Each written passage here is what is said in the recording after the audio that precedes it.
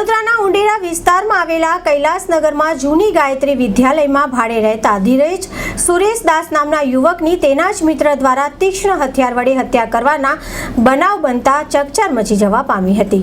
વડોદરા શહેર નજીક આવેલા ઉંડેરામાં બંધ સ્કૂલમાં સવારે ખૂની ખેલ ખેલાયો હોવાની ચોંકાવનારી વિગતો સામે આવી છે।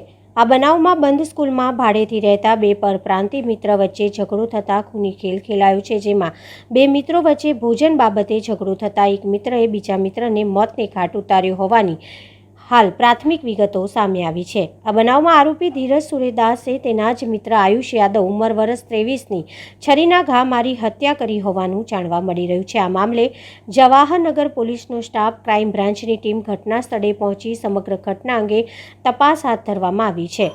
હાલમાં હત્યા કરનાર મિત્ર આરોપીને પકડવા માટે પોલીસે ચક્રો ગતિમાન કર્યા છે। સાથે આ બંધ સ્કૂલના રૂમો માલિકે પરપ્રાંતીય યુવકોને ભાડે આપ્યા હતા તે દિશામાં પણ તપાસ ચાલી રહી છે। આ યુવકો એન્જિનિયરિંગ કંપનીમાં કોન્ટ્રાક્ટ પર કામ કરતા હતા અને રૂમમાં 4 યુવાનો રહેતા હોવાનું હાલ સામે આવ્યું છે। इसमें हमको पता चला तो हम इधर आए तो देखे तो अभी रूम बंद है। इसके अलावा हमको कुछ पता भी नहीं है क्या हुआ क्या नहीं, क्योंकि हमको तो आपका कोई रिलेटिव है? हाँ, रिलेशन था, गांव का था। नाम था जो मर गया? उसका धीरज कुमार नाम था। क्या सरनाम क्या था? उसका सरनाम था धीरज कुमार दास।